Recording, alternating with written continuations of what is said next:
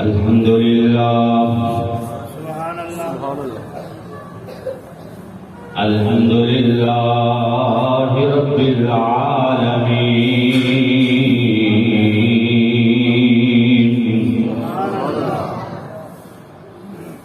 والعاقبۃ للمتقین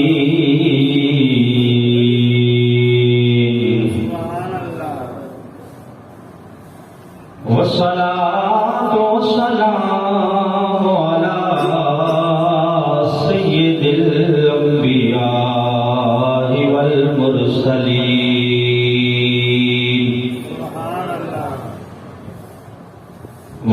واصحابہ الہادین المہدیین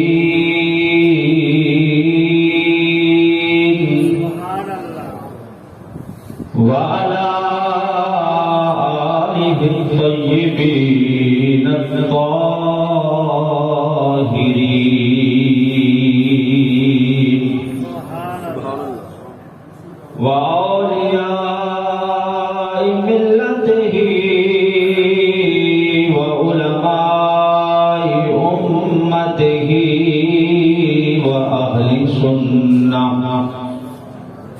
وأهل سنته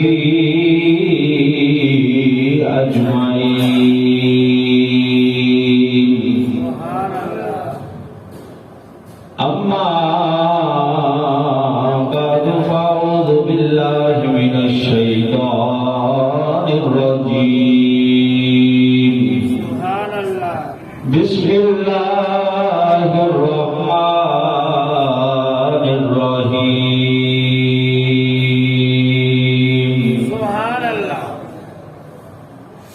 تلك الرسل فضلنا بعضهم على بعض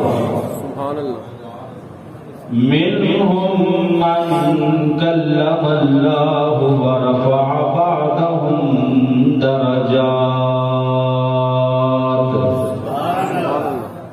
آمنت بالله صدق الله مولانا العظيم وصدق رسوله النبي الكريم الأمين الصلاة والسلام عليك يا رسول الله مل کے درود پاک پڑھیں گے الصلاة والسلام عليك يا حبيب الله الصلاة والسلام عليك يا شفيع المذنبين وعلى آلك وأصحابك يا خاتم النبيين حبیب باز تیرے اشارے نہ ہوندے حبیب باز تیرے اشارے نہ ہوندے غریباں دے کدرے گزارے نہ ہوندے مل کے پڑھو حبیب باز تیرے اشارے نہ ہوندے حبیب باز تیرے اشارے نہ ہوندے غریباں دے کدرے گزارے نہ ہوندے غریباں دے کدرے گزارے نہ ہوندے تیرا ساتھ ملیا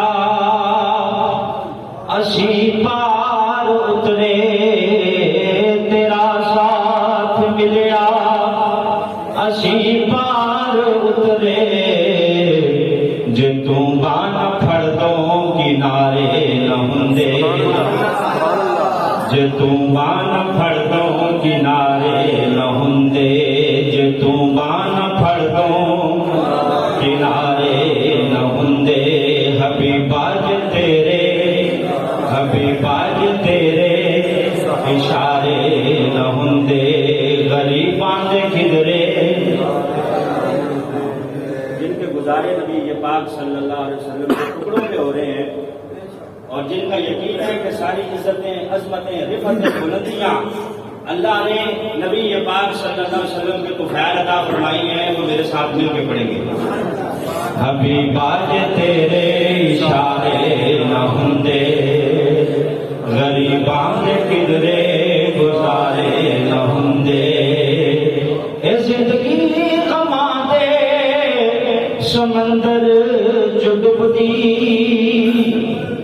اے زندگی غماں دے سمندر جو ڈبدی، نبی جی کے تیرے سہارے نہ ہوندے، نبی جی کے تیرے سہارے نہ ہوندے، غریباں دے کدرے گزارے نہ ہوندے، غریباں دے کدرے گزارے نہ ہوندے، بہاراں نہ ہوندیاں نظارے نہ ہوندے، بہاراں نہ ہوندیاں نظارے نہ ہوندے، جے آئے نبی جی پیارے نہ ہوندے، جے آئے نبی جی پیارے نہ ہوندے، حبیبا جے تیرے اشارے نہ ہوندے، غریباں دے کدرے گزارے نہ ہوندے، غریباں دے کدرے گزارے نہ ہوندے، جے تو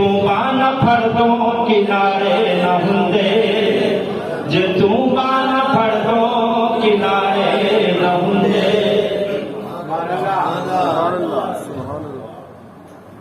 عزیز و محترم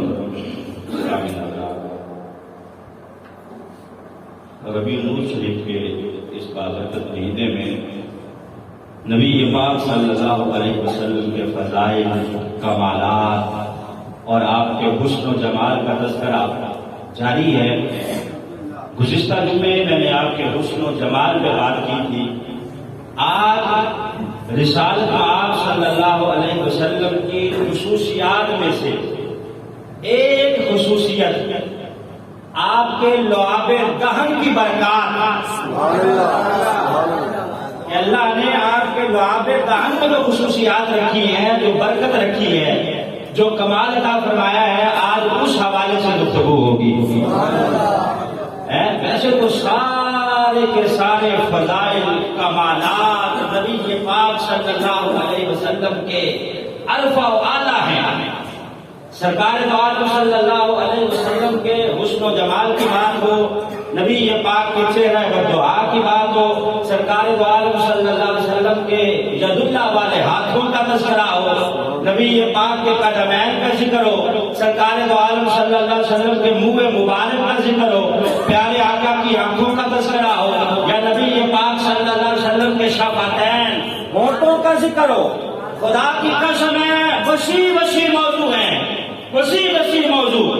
انہی اعضاء میں سے جو نبی پاک صلی اللہ علیہ وسلم کو اللہ نے منہ مبارک کے اندر لعاب دہن دیا ہے، اللہ کی قسم ہے اس کے فضائل اتنے ہیں، بندہ اگر بیان کرتا چلا جائے تو ختم ہونے کا نام نہیں لیتے، ختم ہونے کا نام نہیں لیتے، اتنے فضائل اللہ نے آپ کے لعاب دہن میں رکھے ہیں، برکتیں رکھی ہیں۔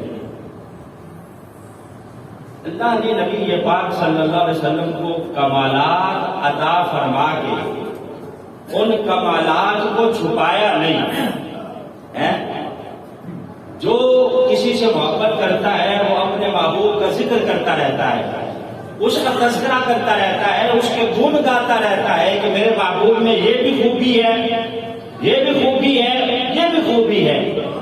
تو اللہ رب العزت بھی اپنے محبوب کا تذکرہ کر رہا ہے، چھپایا نہیں ہے۔ سرکار کو جتنے کمالات عطا فرمائے ہیں قرآن کے اندر بھی بیان فرمائے ہیں، اور صحابہ میں بھی آشکار فرمائے ہیں، صحابہ بھی ان کا ذکر کر رہے ہیں، تذکرہ کر رہے ہیں اور بیان کر رہے ہیں کہ اللہ نے ہمارے محبوب کو یہ شان عطا فرمائی ہے۔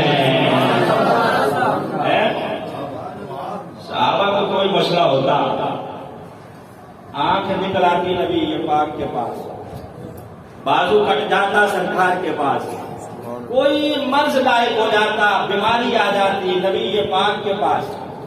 حالانکہ سرکار دو عالم صلی اللہ علیہ وسلم دوائیاں لے کے نہیں بیٹھے تھے، نبی پاک صلی اللہ علیہ وسلم کو سائنسی طریقے سے علاج نہیں کرتے تھے، اللہ نے آپ کے لعاب دہن میں اتنی شفا رکھی تھی کہ آپ اگر آپ کڑوے کنویں میں ڈالتے ہیں اللہ میٹھا فرما دیتا ہے. حضرت شریف اکبر کی ایڑی پہ لگاتے ہیں اللہ شفا دیتا ہے. جابر کی ہنڈیا میں ڈالتے ہیں وہ ہنڈیا کئی سو صحابہ کے لیے کافی ہو جاتی ہے.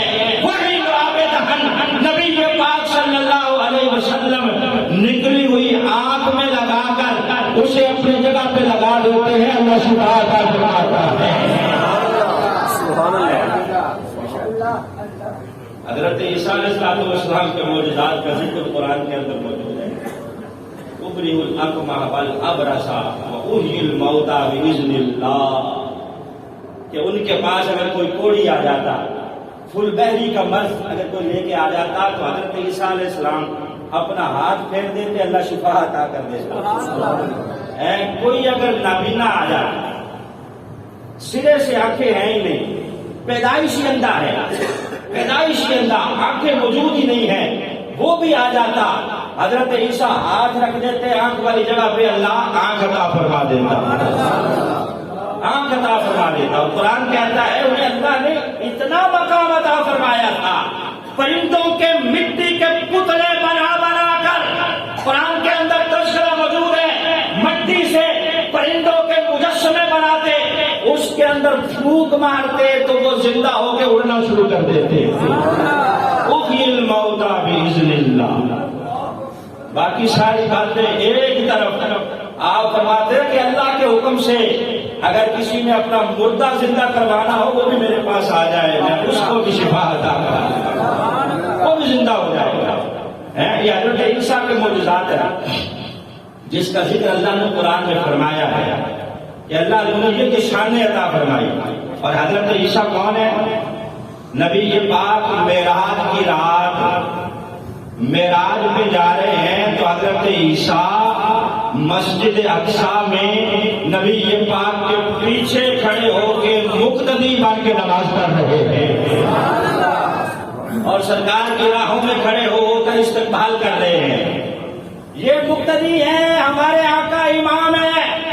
جب مقتدی کو اللہ نے اتنی شان عطا فرمائی ہے، امام کا مقام کیا ہوگا؟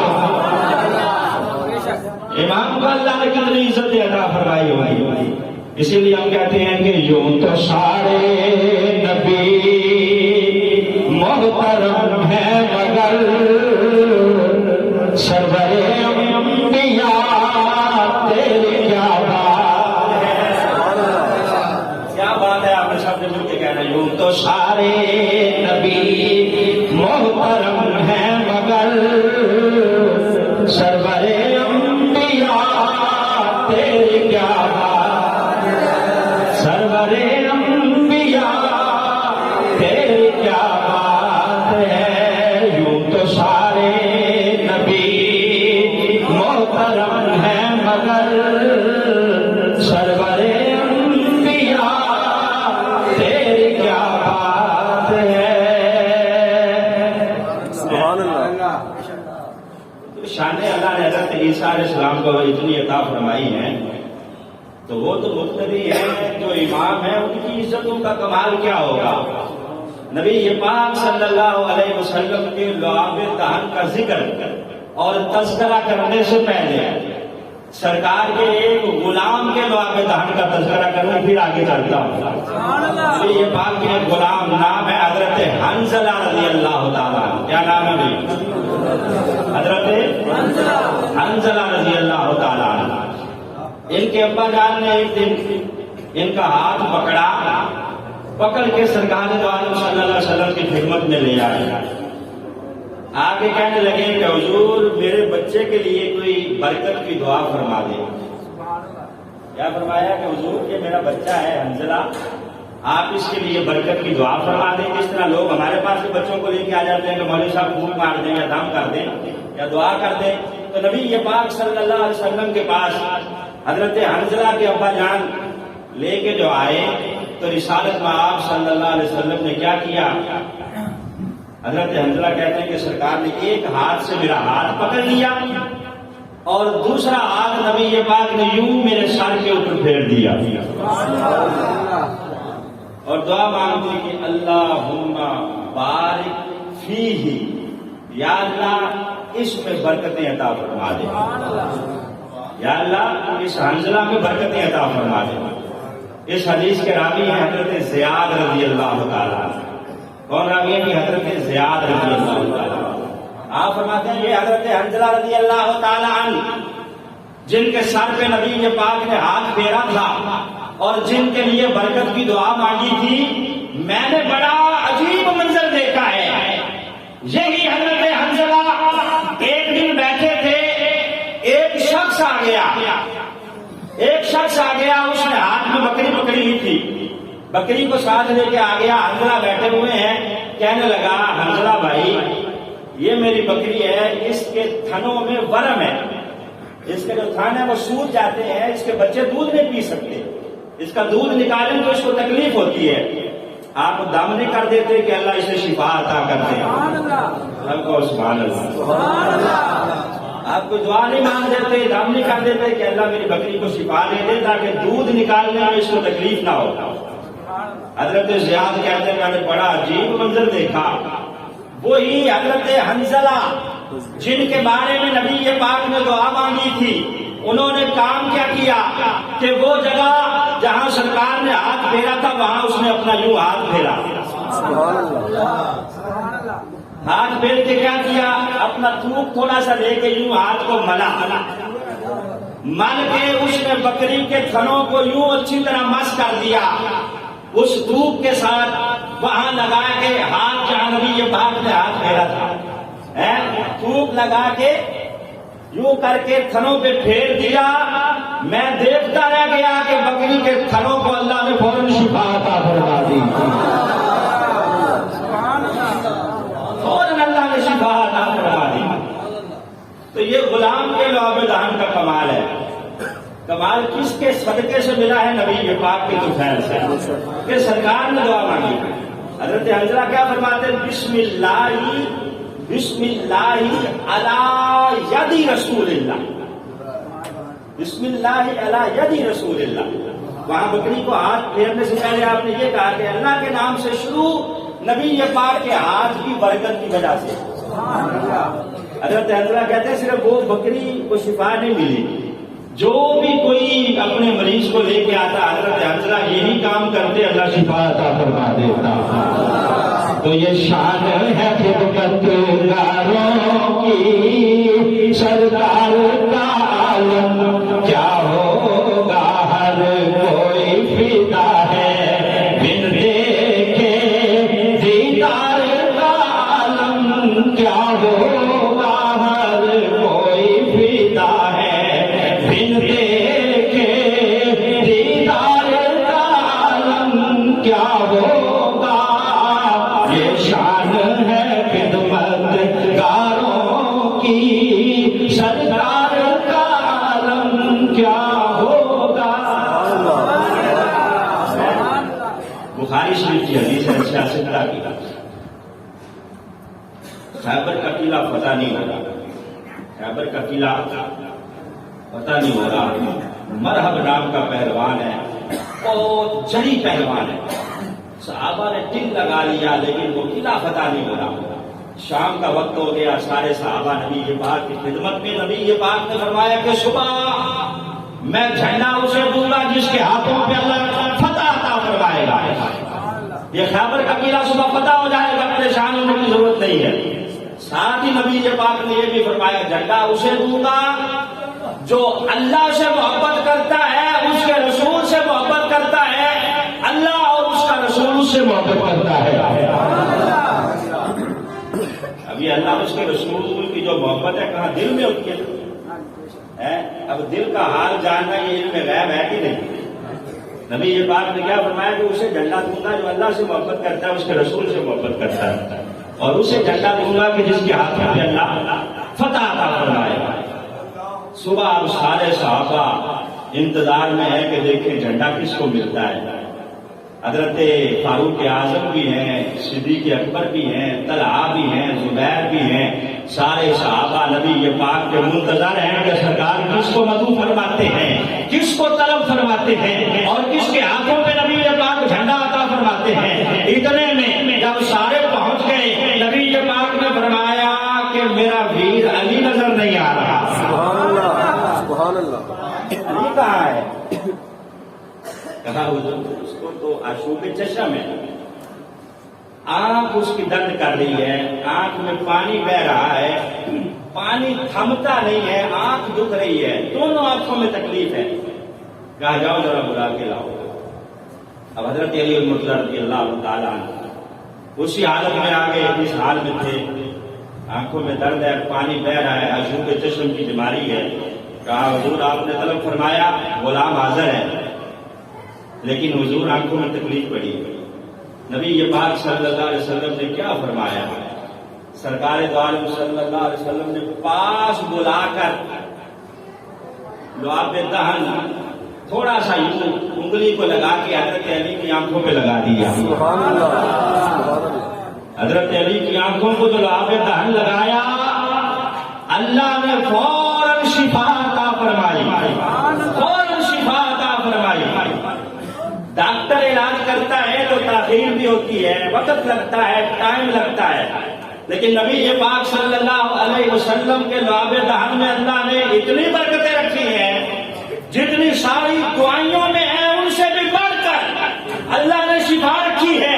سرکار نے ادھر لگایا ہے، ادھر آنکھیں ٹھیک ہوئی ہیں، نبی پاک نے جھنڈا عطا فرمایا ہے، خیبر کا قلعہ فتح ہوا ہے۔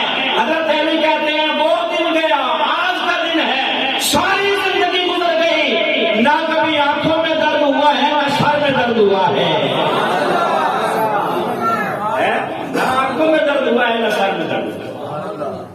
اب آپ سب لوگ دعا کریں کہ سرکار کے لعاب دہن کا صدقہ اللہ تعالیٰ یہ ہمارے عبدالسمد صاحب کی آنکھ میں درد ہے، اللہ انہیں شفا عطا فرمائے۔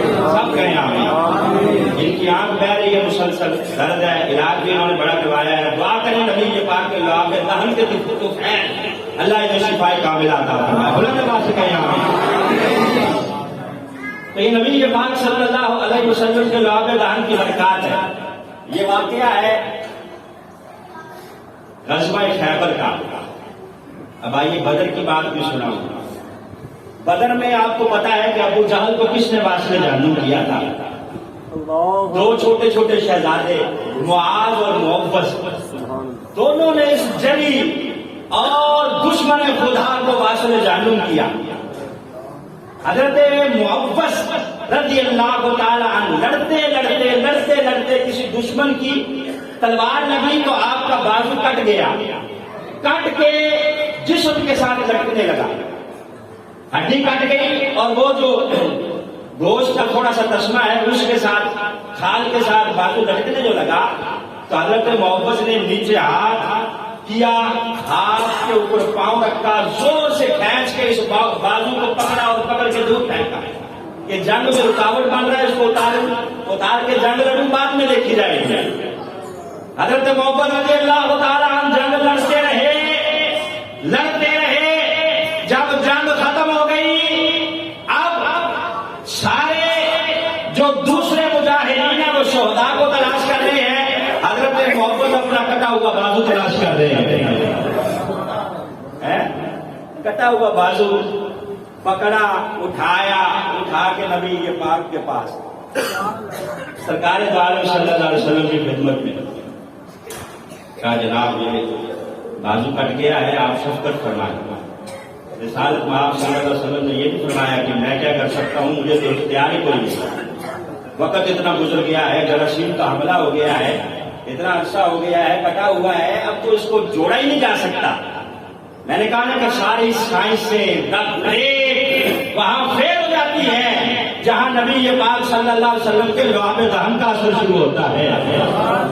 سرکار دو عالم نے فوراً کٹی ہوئی جگہ پہ اپنا لعاب دہن لگا کے بازو اس جگہ پہ چمیڑ دیا، لگا دیا۔ رب کعبہ کی قسم ہے، نہ دوا لگائی ہے، نہ پٹی باندھی ہے، نہ پلستر لگایا ہے، فوراً فرمایا کہ محبت جا، اللہ نے تجھے شفا عطا کر دی ہے۔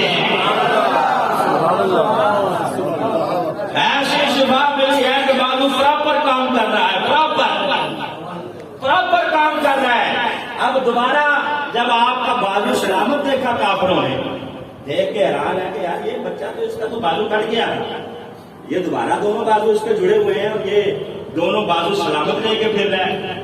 اور پوچھنے والے پوچھ رہے ہیں کہ محمد یار یہ کیا کرشمہ کیا ہے، یہ کیسے شفا ملی؟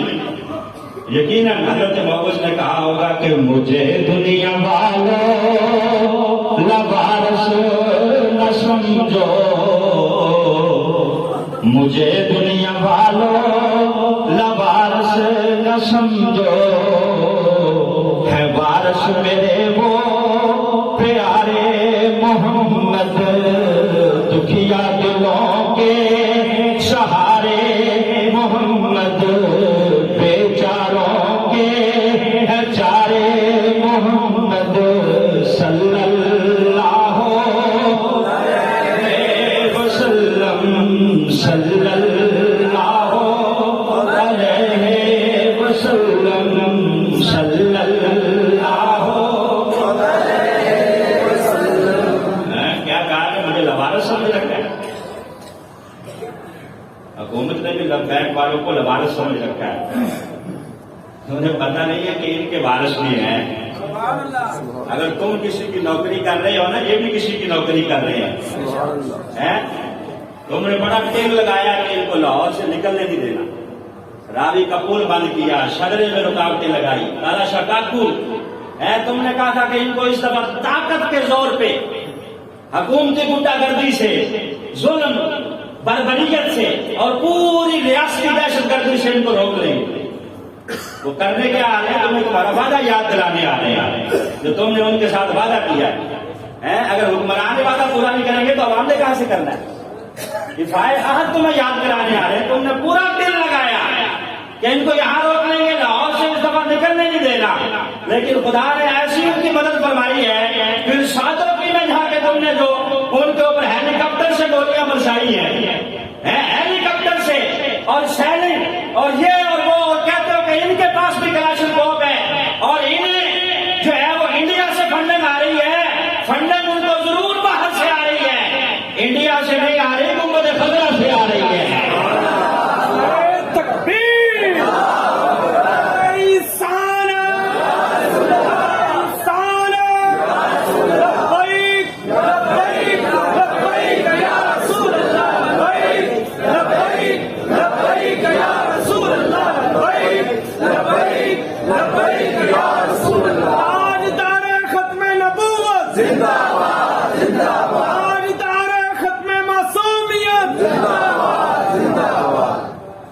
کہتے ہیں کہ حکومت کوئی ان سے بات نہیں کرے گی، ادھر بیک گراؤنڈ مذاکرات بھی جاری ہیں۔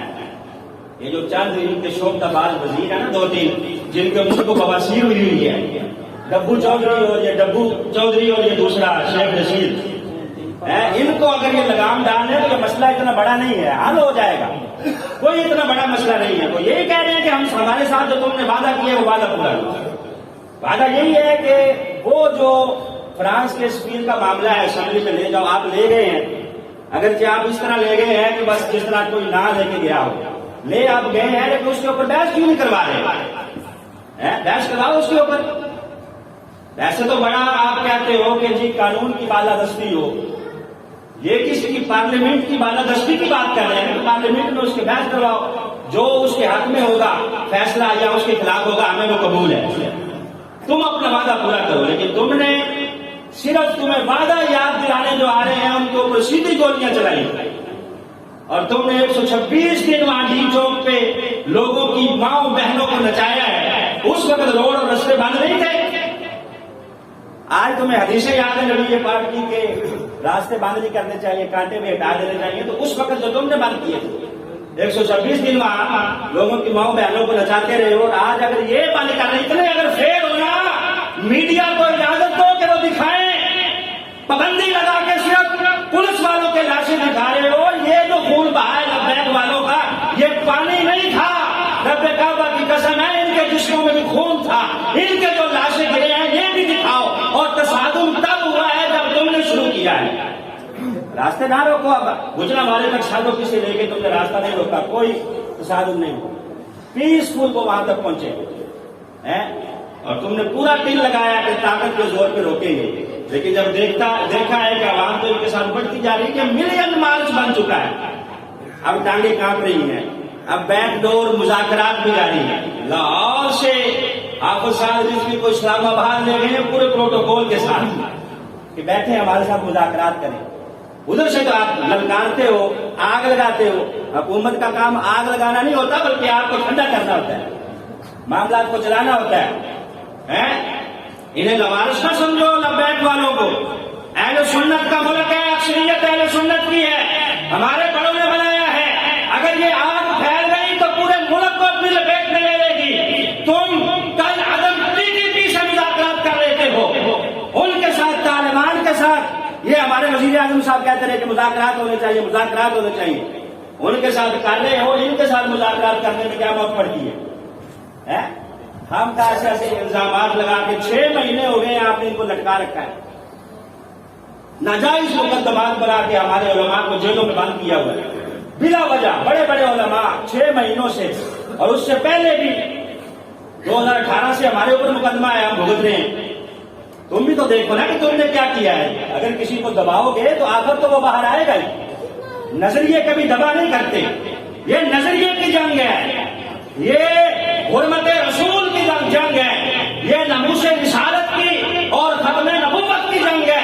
رب کعبہ کی قسم ہے، نبی پاک صلی اللہ علیہ وسلم کی ناموس پر، عزت پر، حرمت پر یہ مسلمان پہرا دینا جانتے ہیں۔ میں کئی دفعہ اس منبر سے کہہ چکا ہوں کہ ہم نے مہنگائی برداشت کی ہے، آٹا تم نے کہاں سے کہاں پہنچا دیا، ہم چپ کر کے برداشت کر رہے ہیں، چینی کہاں پہنچا دی ہم برداشت کر رہے ہیں، لیکن یہ مسئلہ ایسا ہے اسے نہ چھیڑنا، آگ لگ جائے گی۔ ناموس رسالت کا جو مسئلہ ہے یہ ہر مسلمان کے ایمان کا مسئلہ ہے، تو لوارث سمجھ کے ان کے اوپر لاٹھی گولی کی سرکار جو ہے وہ آپ استعمال نہ کریں، مذاکرات کر کے پیار کے ساتھ اس مسئلے کو حل کریں، ورنہ پھر وہ مفتی منیب الرحمان صاحب کے بیان کی طرح کہ ہمیں اس راستے پہ چلنے پر مجبور نہ کریں جس راستے پہ ہم چلنا نہیں چاہتے۔ ہم قانون کے راستے سے پارلیمنٹ میں آنا چاہتے ہیں، قانون کے راستے سے، اور وہ راستہ ہم نے اپنایا ہے۔ ساری عدالتوں نے سعد رضوی کو ریلیف دیا ہے، اس کے اوپر تو کیس ہی کوئی نہیں ہے، کام کا بند کیا ہوا تو کیوں نہیں چھوڑتے؟ کس چیز کا خطرہ ہے؟ چھوڑو نا، جس طرح باقی سیاسی جماعتیں اپنی سیاست کر رہی ہیں، انہیں بھی حق ہونا چاہیے۔ میں ان کا کوئی رکن نہیں ہوں، ممبر نہیں ہوں، لیکن میں بات حق کی کر رہا ہوں۔ جس طرح باقی سیاسی جماعتیں آزاد ہیں، ان کو کیوں نہیں آزاد ہونے دے رہے؟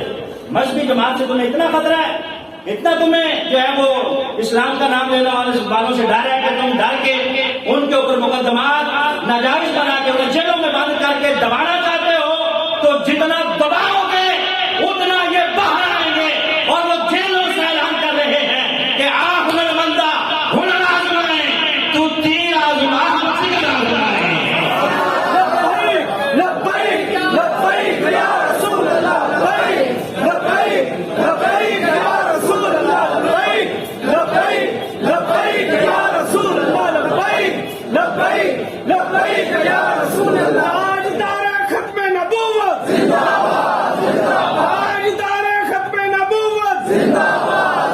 مجھے پتا ہے رات سے ہمارے علماء کرام کو پھر گرفتار کیا جا رہا ہے، اور جمعے کے خطبات میں ایجنسیوں کے لوگ بھی آئے ہوئے ہیں، مجھے پتا ہے، خاص کر ان مساجد میں جن علماء کے اوپر پرچے ہیں، یہاں بھی کوئی نہ کوئی ایجنسی کا بندہ ہوگا۔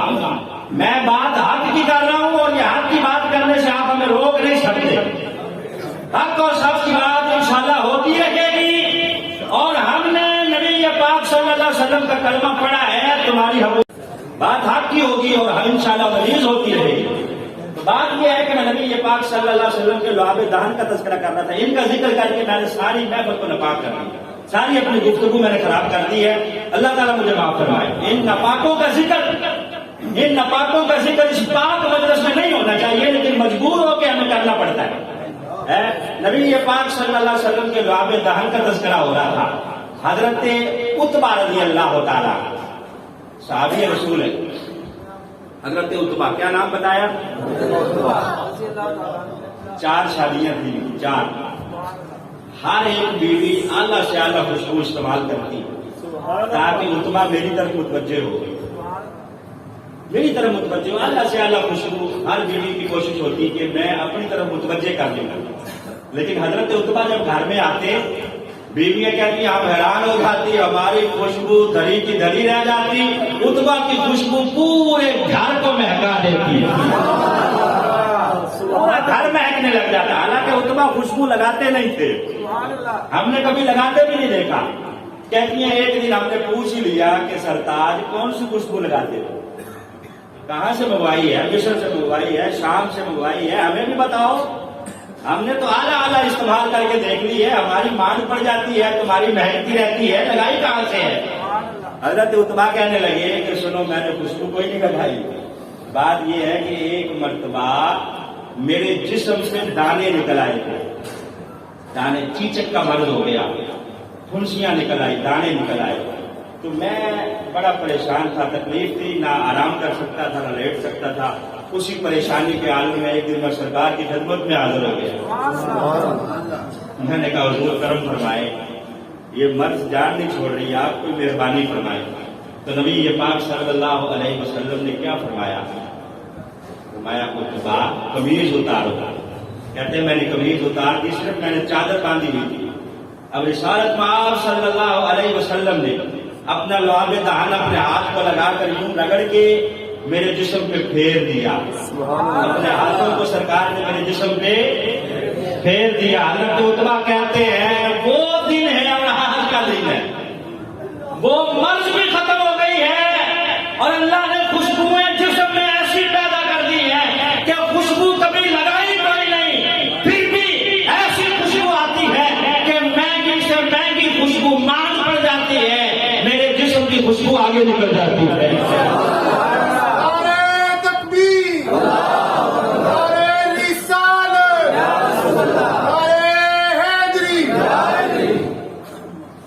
یہ نبی پاک صلی اللہ علیہ وسلم کے لعاب دہن کا کمال. حضرت امام سعد الدین تفتزانی, امام سعد الدین تفتزانی یہ پڑھائی میں انتہائی نکمے تھے.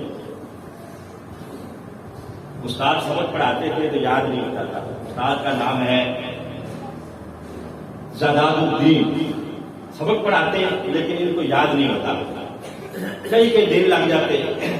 ایک دن بیٹھے سبق یاد کر رہے تھے, ایک شخص آیا, کہا باہر آؤ ذرا سیر کرنے کے لیے چلے.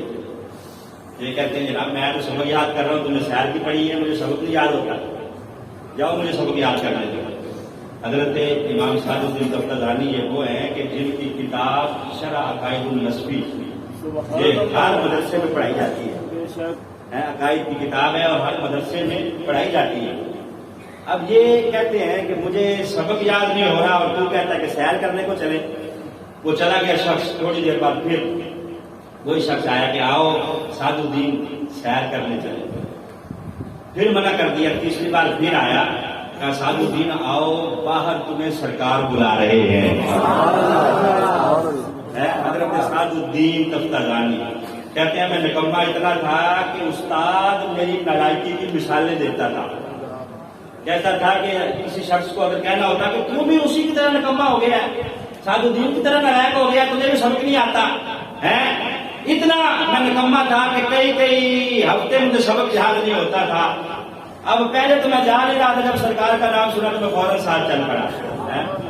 کہتے میں نے دیکھا کہ کھجوروں کی جھرمٹ میں ایک ایسی شخصیت بیٹھی ہے کہ ایک ماہ مدن گورا سا بدن, نیچی نظریں کل کی خبریں, نیچی نظریں کل کی خبریں, دکھلا کے پھپن سنا کے سخن, گورا لوٹ لیا سب تن من دھن. کہتے سرکار بیٹھے ہیں, نبی پاک صلی اللہ علیہ وسلم نے بلا لیا, سعد الدین ادھر آؤ. آ کیوں نہیں رہے تھے؟ 2 دفعہ میں نے پیغام بھیجا, کہا حضور اس سے پہلے بتایا ہی نہیں کہ آپ بلا رہے ہیں. میں تو سبق یاد کر رہا تھا, استاد ڈانٹتا بڑا ہے, سبق یاد نہیں ہوتا, کیا کروں؟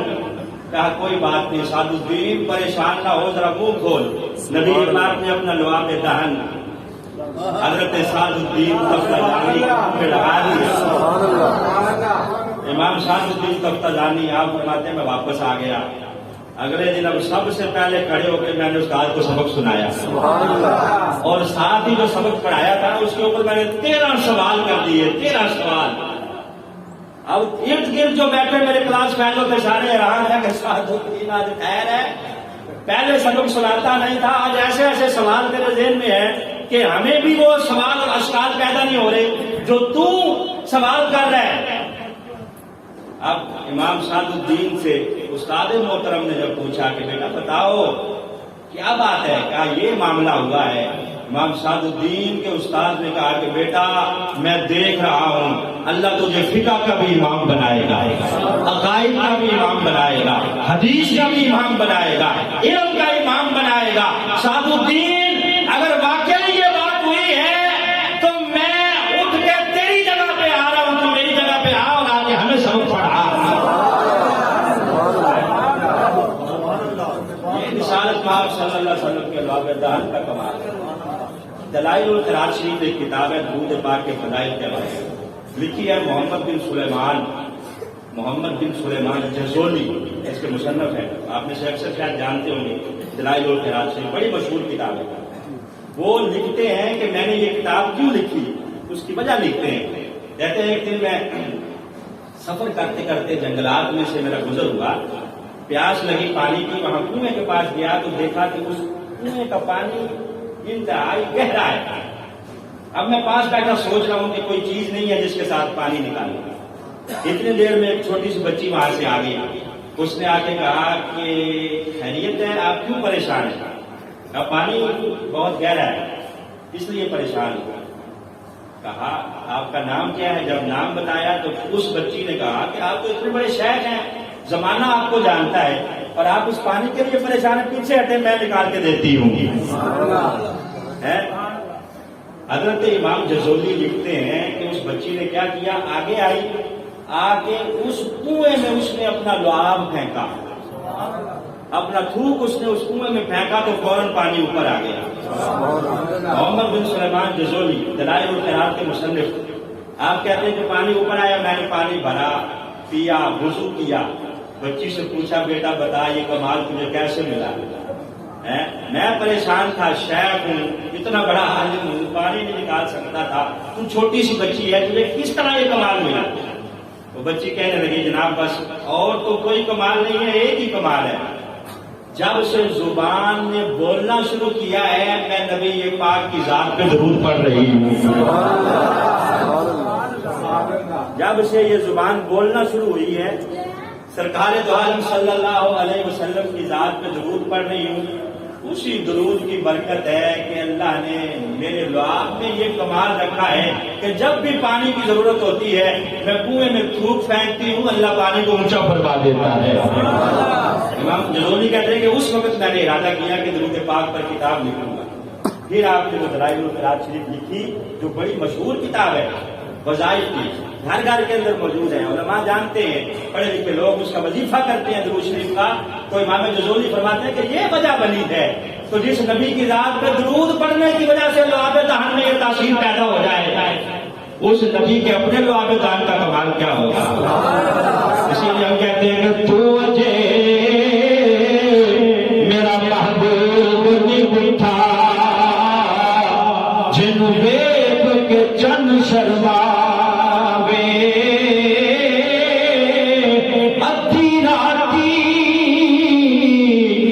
چڑھ جاوے جدو مکھ تو نقاب ہٹاوے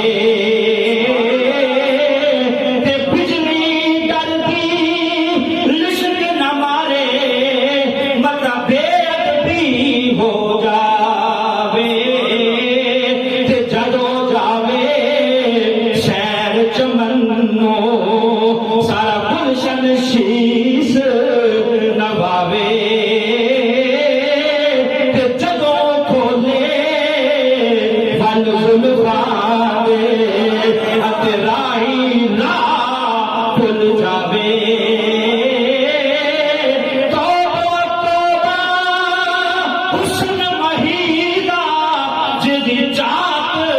چلی جاوے تے آزم دا سونا ماری سانو کدرے نظر نہ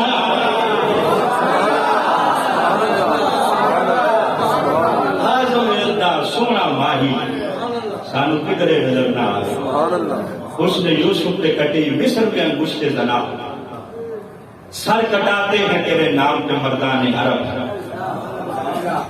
یہ دیکھا نہیں ہے غلاموں نے لیکن پھر بھی سر کٹا رہے ہیں سر کٹا رہے ہیں نبی پاک صلی اللہ علیہ وسلم کے نام پر دعا ہے اللہ رسالت میں آپ صلی اللہ علیہ وسلم کی ولادت کے اس مہینے کی برکت سے ہم سب کی مشکلات آسان فرمائے اور ہمیں دین و دنیا کی بھلائیاں عطا فرمائے